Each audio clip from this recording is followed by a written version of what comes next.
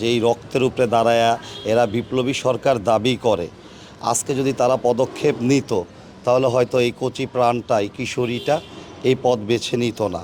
বলেন, আজকে লামিয়ার যদি সুস্থ বিচার না হয় তাহলে এরকম শত লামিয়ার জীবন জ্বলে যাবে। এই খুনিদেরকে অবিলম্বে গ্রেপ্তার করে জনসম্মুখে এর দৃষ্টান্তমূলক শাস্তি দিবে, যা দেখে দর্শকরা ভয় পাবে। 10,000-এর মতো আহত শহীদের রক্তরূপে দাঁড়িয়ে এরা যে বিপ্লবী সরকার দাবি করে, আজকে এই শহীদদের পরিবারের 1/3 অংশ খোঁজ এরা নেয় না। আমার ভাই জসিম ছিল যুবদলের আদাবর থানার সদস্য, পরবর্তী সময়ে সে বিএনপির 100 নম্বর ওয়ার্ড বিএনপির মেম্বার ছিলেন।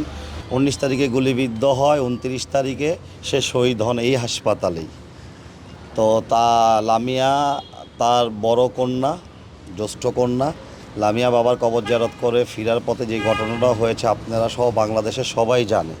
আজকে ওই দর্শনের ঘটনার যদি প্রপার বিচারটা এরা করতো, বা যেই রক্তের উপরে দাঁড়ায়া এরা বিপ্লবী সরকার দাবি করে, আজকে যদি তারা পদক্ষেপ নিত তাহলে হয়তো এই কচি প্রাণটা, এই কিশোরীটা এই পথ বেছে নিত না। আমাদের কথা একটা, এই আবু সাইদ, মুগ্ধ, জসিমদের মতো 2400-র মতো শহীদের রক্তের উপরে দাঁড়িয়ে, 10,000-এর মতো আহত শহীদের রক্তের উপরে দাঁড়িয়ে এরা যে বিপ্লবী সরকার দাবি করে, আজকে এই শহীদদের পরিবারের 1/3 অংশ খোঁজ এরা নেয় না। আজকে যদি বিচারটা মেয়েটা সরাসরি পেত, বাকিদের গ্রেপ্তার করত অতি দ্রুত, বিশেষ ব্যবস্থা, তারপরে ট্রাইব্যুনাল গঠন করে অনেক বিচার হয়েছে এই দেশে।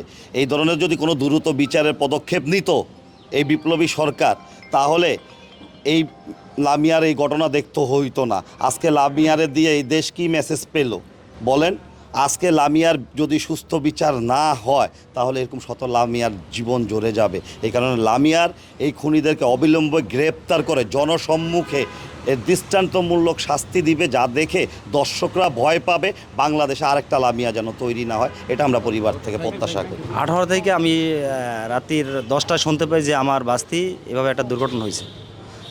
হ্যাঁ, তখন পুরোপুরি শুনতে পাইলাম আমার ফুফুর কাছে ফোন দিয়ে যে ওর আব্বার কবর জিয়ারত করতে যাওয়ার পথে সন্দেহ হয়ে গেছে আর কি। তাই ওই পথে ওই বাগানে মানে জোরপূর্বকভাবে ওরা এইগুলা করছে, যেহেতু আমরা ছিলাম নামটা আমার মনে নাই বা আমি ওর নামও জানি না।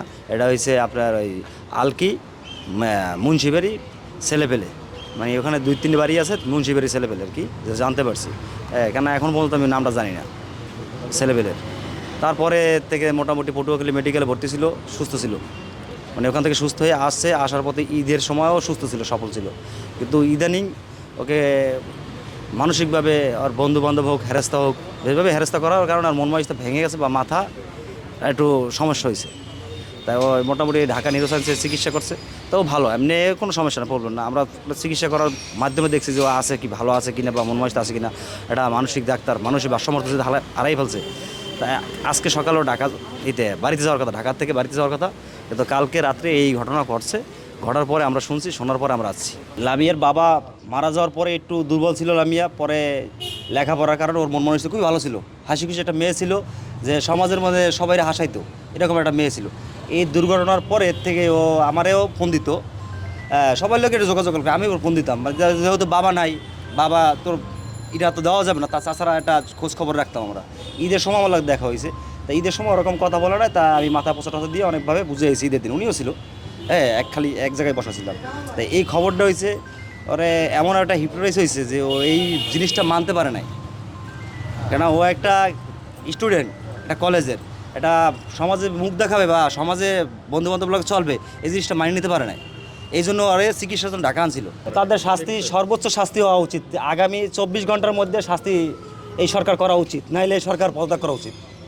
কেননা এরকমের একটা মেয়ে, এরকমের একটা নর্মাল ফ্যামিলির একটা মেয়ে যদি শাস্তি না পায়, মানে না পায়, আমরা ভুক্তভোগী হয়।